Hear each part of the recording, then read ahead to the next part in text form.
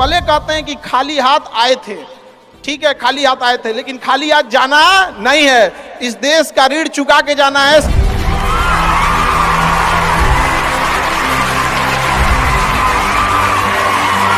हमेशा याद रखिएगा, अकल बादाम खाने से नहीं ठोकर खाने से आती है। हमने इतिहास से यह सीखा है कि इतिहास से कोई कुछ नहीं सीखता। भले जेब खाली हो, जेब में गांधी हो या ना हो, दिल में एक आंधी होनी चाहिए। जो बोले हैं, जो ठाने हैं, वो कर लेंगे यहां पर, और नहीं कर सकते हैं तो दुर्भाग्य है इस भारत की धरती पर जन्म लिया हुआ।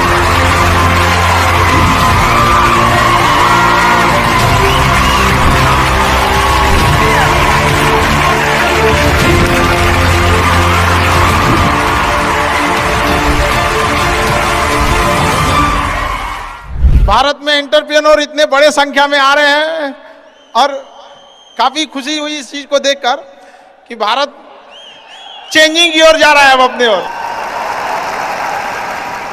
हमेशा सीखने की प्रवृत्ति रखिएगा।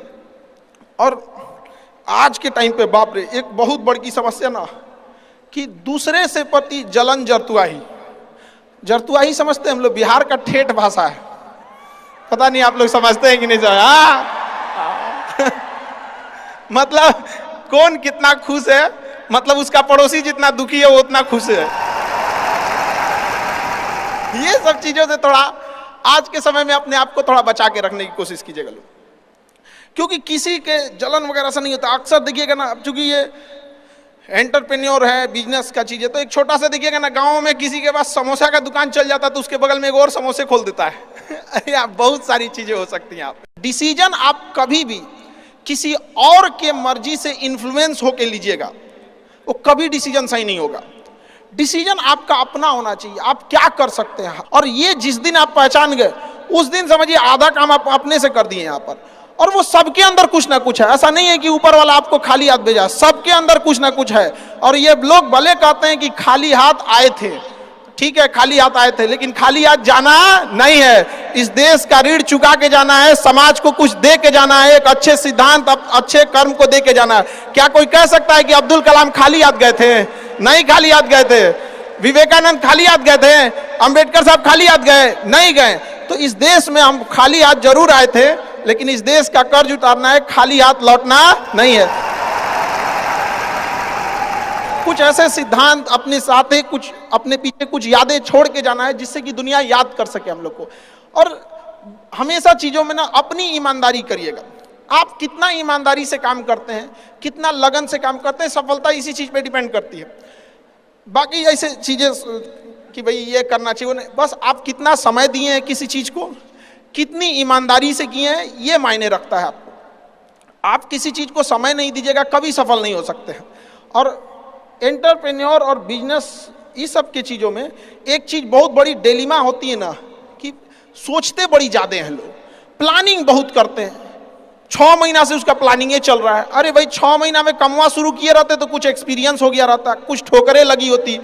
शुरू कर दो, चाहे जैसे करना है। यहाँ पर ऐसा थोड़ी हो सकता है कि एकदम फिनिश होकर काम करे। हर चीज, जमीन से कभी पेड़ नहीं निकल सकता, पौधा ही निकलेगा। आज सीखिए, क्योंकि अगर कल कोई शुरू करता है आपके बाद, तो आपके पास उससे एक दिन का एक्स्ट्रा एक्सपीरियंस रहेगा। और हमेशा याद रखिएगा, अकल बादाम खाने से नहीं ठोकर खाने से आती है। जितना ज्यादा आप ठोकर खाएंगे उतने ज्यादा अकल आने वाली है। दुनिया का कोई इंसान जो सफल है कह दे कि हमको ठोकर नहीं लगा है, या कोई कह दे कि हम एक ही बार में यहाँ आए हैं, कभी नहीं आ सकते हैं। यहाँ पर स्टार्टिंग कीजिए, यहाँ पे ज्यादा प्लानिंग व्लानिंग के चक्कर में नहीं। कितना अच्छा आप प्लानिंग करके आइएगा ना कुछ चीजें गड़बड़ होंगी, क्योंकि किताबी नॉलेज, ये मोटिवेशन, ये सब चीजें, ये एक अलग चीज है। धरातल पे उतर के जाइएगा ना तो अलग चीज है। यहाँ पर और कभी बिहार में आके दिखेगा तो एकदम में अलग मिलेगा आपको। तो कितना ठोकर लगा है ये बहुत मायने रखता है, क्योंकि ठोकर नहीं लगेगा ना, जिस पत्थर पे चोट नहीं पड़ती वो कभी मूर्त नहीं बनता है। तो इसलिए जितना आपको चोट लग रहा है तो ये आपके लिए अच्छी बात है, क्योंकि बड़े बड़े लोगों की जिंदगी में मुसीबत आती है, वो मुसीबत ही आती है बड़े जिन लोगों के लिए, क्योंकि फिल्म में जो सबसे टफ रोल होता है ना, वो बढ़िया हीरो के कंधे पे दिया जाता है। तो ये पृथ्वी पे भी ना ऊपर वाले को पता है कि ये बढ़िया हीरो है, इसको थोड़ा सा हम रोल देते हैं बढ़िया। तो बड़ी जिम्मेदारी देने से पहले ऊपर वाला भी ना आपको टेस्ट करता है, टेस्ट करके ही देखेगा कि नहीं करेगा। हम लोग छोटा सा कोई सामान खरीदते हैं तो उसको ठोक बजा के चेक करते हैं कि सह लेगा कि नहीं सह लेगा। एक छोटा सा बर्तन कोई खरीदने जाता है तो पटक के दिखाता है, देखिए मजबूत है। तो ऊपर वाला भी जब आपको बहुत बड़ा जिम्मेदारी देने वाला होता है ना, तो पहले सोचता है कि इसका थोड़ा सा टेस्ट कर ले। बहुत लोग टेस्टे में भाग जाते हैं, ए भगवान हमरा काहे लिए तुम मुसीबत लाया। यार जब ऊपर वाला तुमको खुशी दिया था तो थैंक यू कहना भूल गए थे, और जब मुसीबत दिया चेक करने के लिए तो परेशान हो गए। यहाँ पर इस चीज़ों से घबराना नहीं चाहिए किसी को। जिसके जिसके जीवन में कठिनाई आ रही है, आप समझिए कि आप एक सही रास्ते पे जा रहे हैं, क्योंकि वही रास्ता सफलता का है। और अगर आपके जीवन में कठिनाई नहीं आ रही है, आप गलत रास्ते पे हैं, क्योंकि सफलता का रास्ता बहुत कठिन होता है। और अभी डिजिटल इंडिया आ गया, सबके हाथ में मोबाइल हो गया है।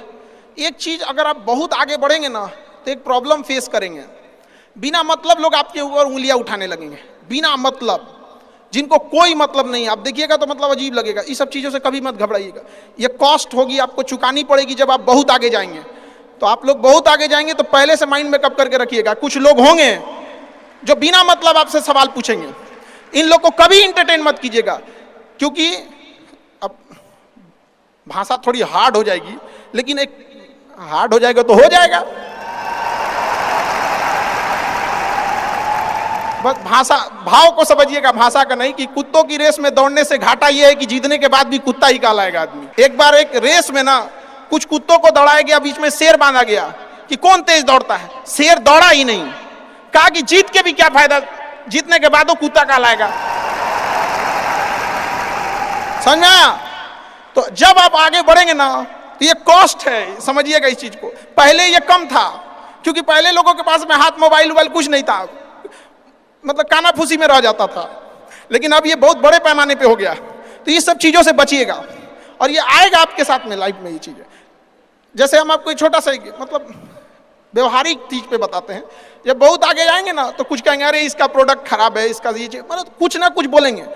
उसको बस ऐसे समझिएगा कि जब आप बढ़ते हैं तो आपके चेहरे पे कभी कभी कुछ दाने निकल जाते हैं, उसको छेड़ा नहीं जाता है। 10 दिन 15 दिन बाद वो खत्म हो जाता है, फिर दिखता तो है तो आपका चेहरा ही दिखता है। और ज्यादा खखोरेंगे ना तो उधर के बर्बाद कर देगा आपको। हम निकला है छोड़ दीजिएगा उसको। एक समय आएगा जब आप ही जाने जाएंगे। यहाँ लोग किस चीज पे नहीं उंगलियां उठा देते हैं, भगवान को उंगलियां उठा दिए लोग। अग्नि परीक्षा भगवान को देना पड़ा, हम लोग की क्या औकात है जी यहाँ पर। इसलिए भैया इस सब चक्कर में नहीं पड़िएगा आप। जो है वो एकदम परफेक्ट है, चाहे जैसे भी। गलतियां सबसे होंगी, जो गलती करिएगा उसको एक्सेप्ट कर लीजिएगा। हाँ हमारे पास ऐसे गलती हो गई, नेक्स्ट टाइम से हम सुधारेंगे, बट कोशिश कीजिएगा गलतियां ना हो। लेकिन सबके जवाब देने की कोशिश मत कीजिएगा। आप इंसान है, कोई डिटर्जेंट नहीं है कि सफाई करते चलते हैं आप। और काबिल इतना बनिए ना कि लोग आपको रोकने के लिए ना साजिश करना पड़े, कोशिश नहीं। उस लेवल पे जाइए आपको। यार ये कैसे आगे निकल गए आप। आएंगी चीजों को हम लोग भी फेस किए हैं, आप लोग भी फेस करना होंगे। यहाँ पे शुरुआत में सबको कॉस्ट चुकानी पड़ती है। और ना लोग कहते हैं कि सबके अंदर कोई यूनिक क्वालिटी होती है, इसको पहचानने का एक तरीका होता है। जब आप मुसीबत में फंसेंगे ना, तो वही काम कीजिएगा जो आपको सबसे अच्छा आता है, सबसे अच्छा आता है। आप मुसीबत में फंसेंगे। हम लोग जब इंटर पास किए थे तो हम लोग के सामने भी फाइनेंशियल क्राइसिस आया था। सबसे पहले वेल्डिंग मारना चालू किया था आदमी की, बिना किसी काम का किसी दुकान पे बैठ के वेल्डिंग मारते रहो। अरे सही भी मारते थे तो 4 को चीज सुना देता था। यार ऐसे नहीं, ऐसे होता है, क्या बात करते हैं। बढ़िया मारते थे और वही सुन लेता था आदमी यहाँ पे।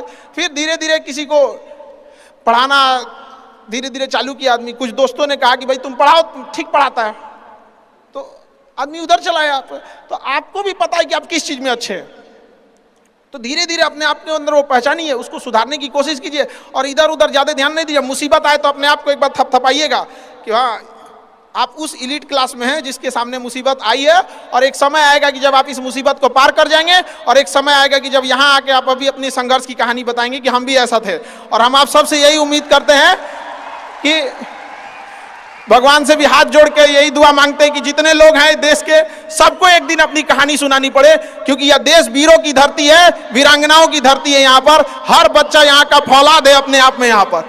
तो ये वक्त है अब ऋण चुकाने का।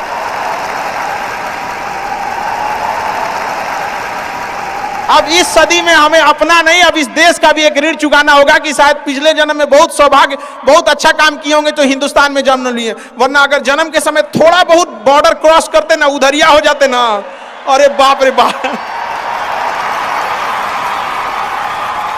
अरे क्या दुर्दशा होता जिसका कोई हद नहीं। यहाँ पे थोड़ा सा बस उधर घसक जाते तो। लेकिन ये हम लोग का सौभाग्य। एक चीज हम लोगों ने गलती किया के बाद, हमने महिलाओं के पावर को ना अंडर एस्टिमेट कर दिया। हम लोग 1947 से जो पुरुष समाज है ये सोच रहा है कि देश को आगे ले जाने के लिए, अभी तक सोचिए रहा है। ये हम लोगों से गलतियां हुई हैं। और लड़कियों को हमने जो साथ छोड़ दिया महिलाओं का ना, बस यकीन मानिए जिस दिन भारत देश की महिलाएं पुरुषों के साथ कदम से कदम मिला ली, 10 साल में देश की सूरत बदल जाएगी, दुनिया देखते रह जाएगी। यहाँ पर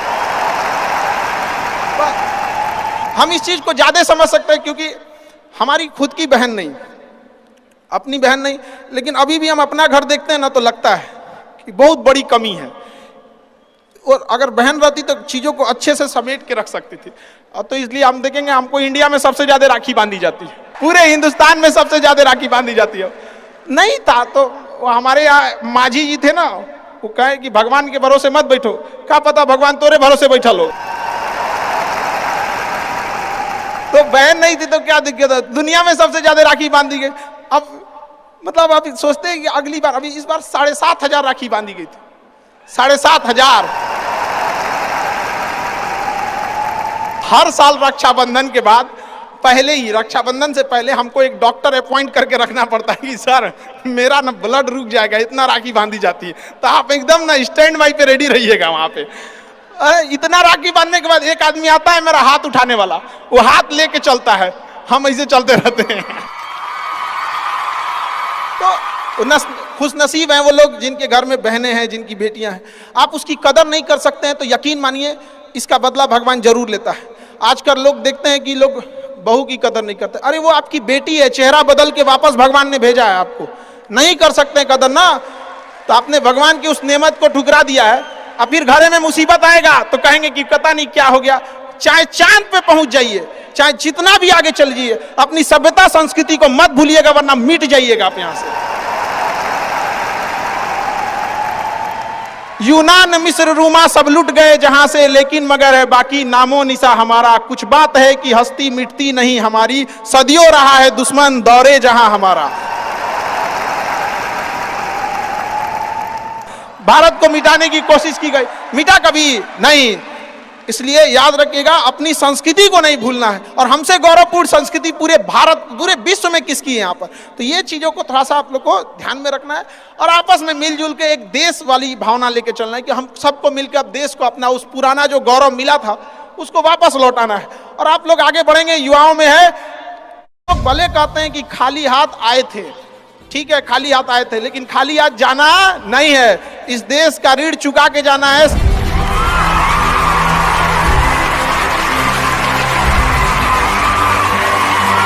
हमेशा याद रखिएगा, अकल बादाम खाने से